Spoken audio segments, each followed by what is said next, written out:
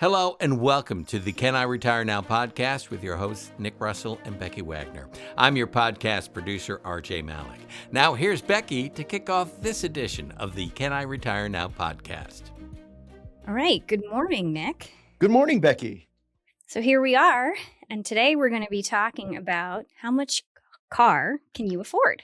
How much car? I wonder why we're going to be talking about this, Becky. Did somebody make a car purchase recently? It's true. I did. Yeah? Well, we did. We did. Yeah. That's fair. Okay. First time in a while. First time in a while. So I have been driving. I have a car that's about 14 years old, and I have loved it. It was the first car I ever purchased on my own. Oh. And I bought it with 4 miles on it. Like It was brand new, baseline, like way baseline. I'm lucky it had power windows kind of baseline. But it was mine, and I love it, and it has been with me a long time. And we knew this time was coming because our daughter's turning 16. So it was kind of, the thought was drive this car until she can have it, because I don't think we should give a 16-year-old a brand spanking new car. Really? She's not going to get a brand new Porsche on her birthday or anything? No? Not Okay. in our house. Yeah, no. That's not happening. And so we decided to purchase me a new vehicle and pass down the old classic to her. Now, you call it the old classic, but and we didn't talk about this ahead of time, but you name your cars. I do. So I've been driving a Honda Accord, a 2012 Honda Accord, and his name is Hank, unless he's misbehaving, and then he's Henry. Hank's been very good to you, though. Hank has He's been seen amazing. some things. Yeah. Moves, everything. And it wasn't very fancy, but I had a 2-year-old, so I bought gray on gray, didn't show stains or dirt or anything like that. And and I construction everything. Yeah, we've loaded that car up with wood, plants, kids, everything. Yep. So what did you wind up getting? I mean, I know, but for So everybody I got a listening. Subaru Forester, and I love it. Which, not free ads for Subaru. Subaru, the safest brand made in America, or cars that are driven in America, and the Forester is actually the safest vehicle by whoever the review people are. So I feel very good about that, having you in a safe car, and it's kind of awesome. It's I'm kind of pretty jealous. nice. Yeah. So it feels like a spaceship compared to my old car. You have Bluetooth and cameras and sensors and things. That you were lucky you had like an 8-track in your basically in your old car. tape deck, basically. Yeah. But no, and so anyway, we're talking about this because I haven't had a car payment in 8 years, and so when we went to buy the car, we were presented with some options because we'd been saving, knowing that this was coming up, and also because we haven't had a car payment for me. And so today we're going to talk about when you should finance, maybe things to consider if you have the option to pay cash or not pay cash, and basically buying a new vehicle. And it was funny as this came up the week. So it's been a couple weeks you've had your car. Mm-hmm. We bought it on the weekend. The week following, I had 2 clients, unprovoked. I didn't mention you bought a car, ask me about whether they should finance or pay cash for their new car purchases. Okay. So I was like, how timely was that? Which is what led to us talking about it today.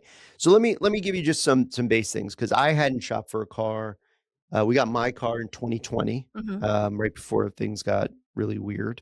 And so I hadn't even looked at car prices. No, I think we've been actively avoiding them given all the news. But yeah. So I did a little quick research. The average mid-size sedan in America costs $35,000. Average pickup truck, a lot of people like trucks here, about $67,000. And the average cost of a luxury vehicle, which is a very broad term, but it's about $80,000. So if you look at the average cost of all new vehicles, so any new vehicle, any brand, that number actually crossed 50,000 for the first time last year. Feels so expensive. Yeah. When my first car, now of course was 21 years ago, I bought, was brand new, had every bell and whistle you can get in a brand new car. Really? Then was like 13,000. Really? Yeah, it was a Hyundai Elantra. It was great. It had a 10-year warranty, but I was lucky my grandpa bought it for me when I graduated high school. Yeah. And that thing lasted forever. Yeah, I think I paid $15,000 for my Honda. Yeah, so now imagine paying 50,000 for a car, Yeah. which is which is a big ask for people, right? Like that's more than huge. what your parents paid for their house that they still live in today. Yeah. I mean, it's crazy. And it rivals what people are putting down on homes, Yeah. basically. Yeah. So, okay. And so what are the current interest rates? Because that has to do with a lot of when you have options when you're purchasing a car. And this actually, for us, kind of surprised me a little because we wound up seeing percentages that were a little lower than I expected. But average interest rate for someone with great credit. So there's like, I consider like 800 plus to be essentially perfect credit. So anybody in that top echelon that isn't over 800, it's about 4.8%. So about 5%. Good credit, so a little lower than that, about 6.5%. Fair credit, which is like 600 to 650. You're looking at almost 10% interest rate for the car. If you have poor credit. If you have fair credit, that's 600 to 660. Yikes. Yeah. So if you're under 600, financing's probably out of the question right off the bat. The average interest rate APR in a new car today is 7%, which means the average, if you do the 50,000 average car, 7%, the average monthly car payment is $770 per month. And 20% of all new car owners are paying over $1,000 a month for their car. Oh my gosh, that's more than so many things. Yeah. I don't know what Think even of how all to say the things you can pay $1,000 a month for. And that's 20% new car buyers. Yeah. That's not just the luxury people. That's not just people are not saving effectively. So they're wind up, or their credit's poor, they're their getting bad credit's interest poor. rates. Interest rates have been higher. It's this whole mix. Cars are more expensive. It's a cross section of doom, I guess, when it comes to the expense. Well, it just shows that you should put some thought into it, right? Or you can end up on the wrong side of that deal. And let's be honest, when you go to the car dealership and you're test driving cars, it's exciting, right? You get a little bit of excitement. And you're they're like, good "Ooh, at their jobs. Most of them, they're going to put you in a car. yeah, we're going to put you in a car. Oh, it's the end of the month. We're going to get you in a car today." Yeah. And so and they don't shop around. Like my first car was financed through a credit union. You know what I mean? Yeah. Like, and you should do all that homework before you go so you don't get romanced by the rates or whatever. And you could always leave, right? It's not like a piece of rare art. The cars are commodities. If you don't buy it that day, you can go buy it another day if you need to go to the credit union or somewhere else to shop financing options. So, I'm happy to share what our actual details of our experience because I think it would be practical for people to hear. Okay. So we looked at paying cash. We had been saving up, knowing that we were probably going to need to buy a car at some point. So we had been putting money away every month. And we had saved enough to buy the car for cash. The car wound up costing a little over, but we'll call it $40,000. Okay. Which I actually thought, based on all of these numbers we're looking at, to get the safest car that basically has every bell and whistle my Lexus has. Yeah. I mean, it's phenomenal for 40 grand was awesome. Yeah. Tell everybody the super secret discount we got that this is free advertising for them, but oh my gosh, let them know what happened. You got the Costco discount on my car, friends. Costco, everybody, Costco. So Costco has relationships with several different car manufacturers, and the dealership is not excited to tell you about these. You have to bring it up. But we said we were Costco members and asked because we knew they had a relationship with Subaru, and it took $3,000 off the car instantly. Instantly, which they is were just like, a lot of money. They were just like, I just need to see your membership card, and that was it. And then it just came straight off. So that really was all the negotiation we needed. Yeah. I mean, it was amazing. It took almost 10% off the price of the car right off the top. Yeah. It paid for all the stuff, they add on at the end. Yeah, I was ready to go and get the base model. And Nick's like, you should get the one with the, all the little step up. So, and that helped really pay for it. So, and the other thing is so we were ready to pay cash, but then we found out what they were offering for financing. Yeah, they had asked. So instead of going in just, nope, we're going to pay cash. I asked, and you look surprised when I asked. I was like, he goes, cash or finance? I was like, well, what are the terms if we were to finance? He goes, well, let me go in the back. Well, they have to run your credit too, right? So they did a soft pull and all that stuff. But when they came back, and I'll go ahead and brag for you, Becky's got upper echelon above 800 credit. I'm very close. I was like 798, but Becky's got this great credit. So as we talked about those interest rates, they offered her 1.9% financing. So all of a sudden my eyebrows went up because I'm going, well, 2%. Yeah. That's not a lot. And I'm not exaggerating when I say Nick pulled out a pen and paper and his phone calculator and started doing math right then and there to calculate all the things if it was better to take the financing or not. Yeah. And by the way, and it doesn't take like the degree that I went to, but because No. they actually wound up doing the calculation for us. yeah, I mean, they show it all in the Yeah. paperwork anyway, so you can always ask. But in the end, we decided to finance it. With actually zero down. We just financed the whole amount, which would have been honestly going in the last thing I thought we would have done. But the math worked out like this. On the a little over 40,000 car purchase at 1.9% over a 6-year term, which was also longer than I assumed we would, Yeah, I we thought would it would do. be 5. It came out to $2,250 in interest over the entire length of those 6 years. So $2,200 in interest. If we then take that 40,000 and earn 5% on it, I'm not talking about investing it in some hot stock and making 10, 15%. We just do something boring, earn 5% each year, simple interest, like not even compounding and all of that. Over 6 years on 40 grand is $12,000 So we could make 12 grand by spending 2. 2,200. Okay. Yeah. So to me, I said, well, as long as we do something with the money and doesn't Yeah. sit in a checking account earning zero, we're going to net out almost 10 grand in the positive, let alone we have that money. Yeah. So if there is a repair, if there is a problem, if the other car, if Hank, dies on us or something, we now still have a chunk of cash. Now, the most important part of that, I think, is we had been saving money for the car purchase. So the car payment Yeah. was in our cash flow. So that car payment didn't throw everything else off. Correct. Because if it did, then we would have had to figure out, okay, well, how much car payment can we afford? We would have had to put some down to lower the payment. It was like for every $1,000 you put down, it lowered the car payment by $25, Something like that. which didn't feel significant enough to me, actually. Oh, I thought it would lower by less. Actually, Really? yeah, my instinct was the opposite because you're talking about 1/40th of the car cost, like it's 1,000 Oh. into 40,000. I guess. But yeah, but easy to know then if you said, okay, well, I'll put 5,000 down or 10,000 down, you could then figure out, oh, I can bring that payment down a couple $100. Yeah, and I did it the opposite way. When I bought my Honda, I knew my monthly payment had to be under $300. That's all I had in my cash flow. And so I went in and said, how much do I need to put down in order for my car payment to be $300 a month, with my trade-in and all that kind of stuff. And then they told me, and that's how I worked it out. I did it the opposite way. Well, and I think people should know, don't be embarrassed or feel silly about that. That is an absolute great way to deal with the financing.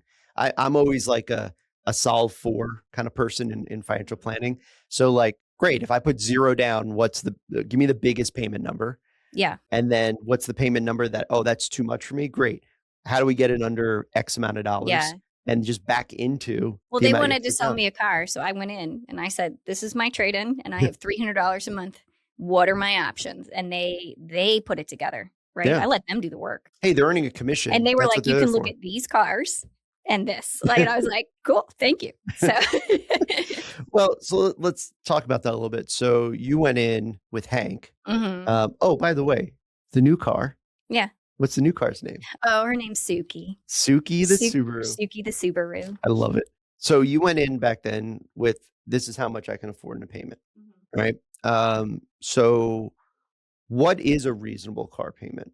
I guess it was a question we kind of talked about. For this episode Yeah. in particular. So, and that's what I kind of wanted to address, because you can go in and have it in your cash flow, but it doesn't necessarily mean that it's maybe the best choice, in my opinion, right? No, I agree. Because you see, if you're paying $1,000 a month for a car and you make, 60 grand a year, like that does not feel good, even if you have the money, right? And so we were kind of talking about this. And Nick and I came to an idea that should kind of be a benchmark for people to think about. First of all, you came up with this idea. I had never thought about this way, and I sat with it for about 10 minutes trying to Yeah, he's break it looking apart. at me over the dining room table going, I think Going, this works. let's figure out how this doesn't work. And I honestly think this works. I think this is a great way to think about this. So I said, what if you compared it to how much you're saving monthly for retirement? And basically, I think that your car payment should be no more than what you're saving for retirement, unless you're maxing out your annual retirement savings. Yeah. So let's put some easy numbers to that. Okay. Right. I'm a numbers guy. Mm-hmm. Let's say you make 100,000 a year. Mm-hmm. It's a nice round number. Let's say you're saving 10% for retirement. And let's assume that's what you need to be saving for retirement. Okay. So I think that's a disclaimer that's really important, is that you are saving what you should be saving for retirement. That turns out to be a little over $800 a month. That still feels so high, but you're saving retirement. Yeah. Oh, that's how much you're saving for retirement. Okay. So your car payment should be less than that. Okay. That's still a lot of money. You got a lot of options for cars. Yeah, that's a lot of money. But at that point, if let's say the car payment was $700 a month, which feels like a lot to me. It is a lot. Right? That feels like so much money, which is the average monthly car payment. That would be about 8% of that person's gross income. So maybe it's 10% of their take home, which feels like a lot. But I think it's a good rule of thumb because we tested those numbers kind of up and down. If you're only saving $400 a month for retirement, but then you're spending $800 a month on a car, that's absurd. That's kind of the stopping point where you should say, maybe I should put even those out, right? I'll put $600 away for retirement and spend $600 on my car. And that is a more sustainable, forward thinking model on both saving for retirement and being in a vehicle that's better for you. Yeah. I mean, we could say all the obvious things. Cars are a depreciating asset. Yeah. They lose all, whatever percent of their value the moment you drive it off the lot and all that stuff. And retirement planning, investing, and saving for the future is long-term vision. So it's harder for people to see the end goal. But the longer that money's away, the better it does. The longer you have the car, the less it's worth. Yeah. So, not saying don't get a car, but we have to think about some of these things. Yeah. And there are so many individual things in terms of if you need a car, if you unexpectedly and, or you don't have any receipt, that's just kind of a benchmark that I think is a good way to look at it long term. Like, okay, am I at least maxing out my retirement or saving for retirement, period? And that should reflect in also your bigger investments. Because for a lot of people, and for me, for a long time, my car was the most expensive thing I owned, right? And so it was important that I take care of it, but invest smartly. Yeah. And I think when we think about it, like you said, in the flip and like the reverse of it, if I'm saving $400 a month for my retirement and I'm spending $600 a month or $800 a month on a car, that feels so bad to me. It's not the right priority. That feels so much worse than the person who's saving $800 for retirement and wanting to put $700 on a car. That's expensive, but that actually doesn't feel as bad to me because you got to realize that money is going to come from somewhere, right? And if it's coming from retirement savings, you're just setting yourself up for failure later. If you have a need, an emergency, something, you need the car, an accident, the car got totaled, whatever the case may be. That's why we start financial planning conversations with cash reserves, making sure you have reserves aside so that can help you not get caught off guard when those like, moments happen. And that money that you need to maybe have a payment for should come from somewhere. And if it has to come from a lifestyle expense, unfortunately, that might be the case. So yeah, I think I was surprised. I went into the car dealer thinking we would just pay cash. Not a big deal. I was actually trying to get Amex to let me charge the car or part of it so I can get some cash back. And I was trying to wheel and deal there. But yeah, the financing became such a no-brainer. And the Costco discount. Oh, the Costco. First of all, we used Costco for our honeymoon. We used it for a remodel of a closet. Yeah, rental cars, and now to buy a car. Costco, I'm a big fan. Pretty sweet perks. Yeah. So kind of in kind of summarizing what we talked about, I think whether you should finance or not, for us, really came down to what are you doing with the money? Yeah, what else would you be doing with it? And so, like Nick said, it shouldn't be sitting in a bank account earning nothing. Like this only makes sense because it is now going to be earning money doing something. Because this was money outside of our base reserves that we had saved separately for a car, like some people save for travel. We saved on the side. It's earning nothing. So it was either earn nothing, Yeah. pay the car off, or let us finance it at 2% and earn more than 2%. Earn more than I mean, 2%. still today, we could put in CDs and earn more than 2%. So at that point, it just kind of became a no-brainer. Yeah. And the best car, of course, is a safe, paid off car. It is. People give up on their cars quickly. I Well, feel like. people like they end up their car payment ends, and so they just continue. I feel like I don't have like permanent or what evidence of this, but they're like, well, I have a car payment already. I might as well trade this one in while it's worth something. That's exactly what people do. Psychologically, I see it all the time. They're used to having a car payment. Guess what? When they get the new car, because cars are more expensive, interest rates are a little higher maybe than the last time they financed. Yeah. All of a sudden they have a higher car payment and they justify it because I need a new car. Yeah. So you can always have the option of just putting that money aside every month and saving it for repairs or a new car and drive your car for 14 years like good old Hank the Honda. Solid, practical Hank that's hopefully got a few more years in him. Turns on every time I want it to run. Yeah. It's perfect. Okay. So we're going to end here with some fun facts about how long people actually keep cars. Oh, excellent. Okay. In America. So this is according to zebra.com and also germainecars.com. They both had the same information, which is good. So most consumers keep their new vehicles. So if you purchase it new, they keep them for 8 years, and putting the average around 8 to 8.4 years.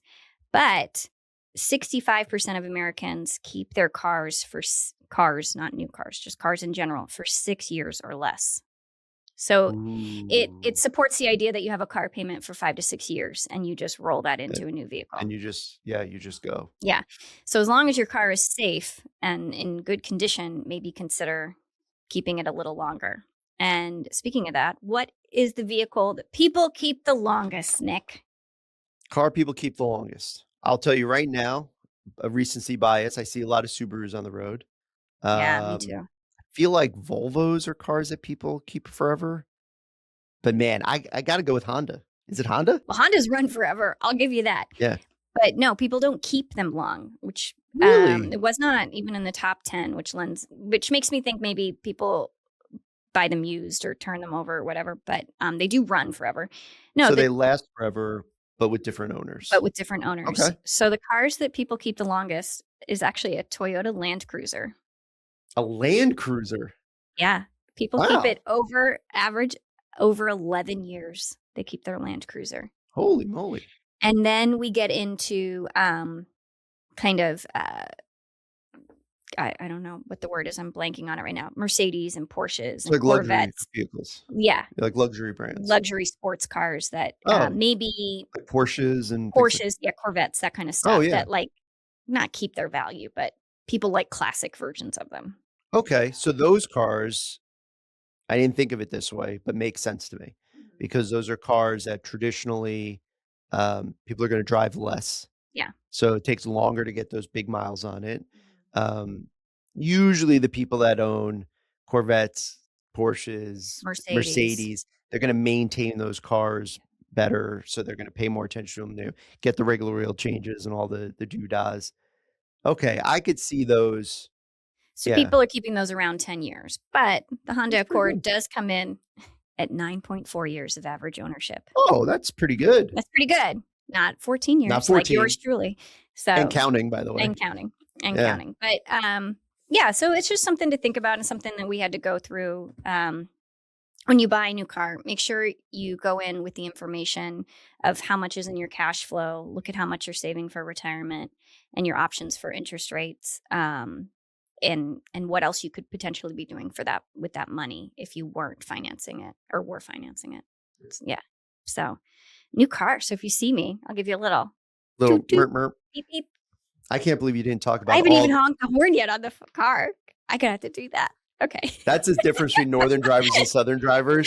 I beep the horn to communicate with other I don't even drivers, know what it not sounds rudely, be like. like, merp, merp, like, go ahead, and you always look at me like, why are you beeping the horn? I'm still trying to just figure out what it means that it's connected to my phone now. it's a lot. You're all in the cloud, babe. It's Yeah. they're everywhere. There's also all these little doodads in the car, like little Easter eggs all over the Subaru There's car. like paw prints and Little lanterns. topographical maps and Pretty stuff. fun. Yeah. So Becky's obviously happy with the new purchase. I'm happy from a financial perspective. I think we did the math and crunched the numbers, and it's really not as mathy as it feels, right? Like I said, if you go and you're buying a car, and this goes for used cars as well, the finance people, they'll give you the numbers. And I think there's calculators online too. Oh, yeah. If you look up how much car can you afford calculator. Yeah, we actually it saw was one like in on our research. Zebra.com. They had Yeah. one. So you can punch in numbers, but it was good. And I'll drive this car for another 14, 20 years, whatever. Good. Yeah. Good. That means I'm up next. So We'll catch you in 5 more years. Yeah. I've had my car for 6 years. So Yeah. so this is the break point for people, I guess. But yeah, so I think, like I said, that the week after you bought your car, I had 2 clients ask me about it unprovoked. So this is something that's on people's minds. Interest rates are higher than they were a few years ago, but I was surprised for those top credit ratings. They were actually a little lower than I expected. And then the fact that you can get the safest car on the road for fully loaded for 40 grand with every bell and whistle was actually really surprising for how expensive some cars are. I have a buddy who just paid 6 figures for a pickup truck. You better be picking up loads of money. Yeah, he's not a client, by the way. Okay. Otherwise, I would advise against it. But in case he's listening, enjoy your truck. I'm sure it's real nice. So yeah, I think hopefully that was helpful for people. If anybody has questions or looking for some of those resources, we'll tag them on the website, sunrisewealthadvisors.com. We're on all the social meds. Socials. The socials. You can find us there. Thanks for listening, and we'll talk to you next time. Thanks, Nick and Becky, and we're looking forward to your next podcast. And thank you for listening to today's Can I Retire Now podcast. Until our next podcast, for Nick Russell and Becky Wagner, I'm RJ Malik.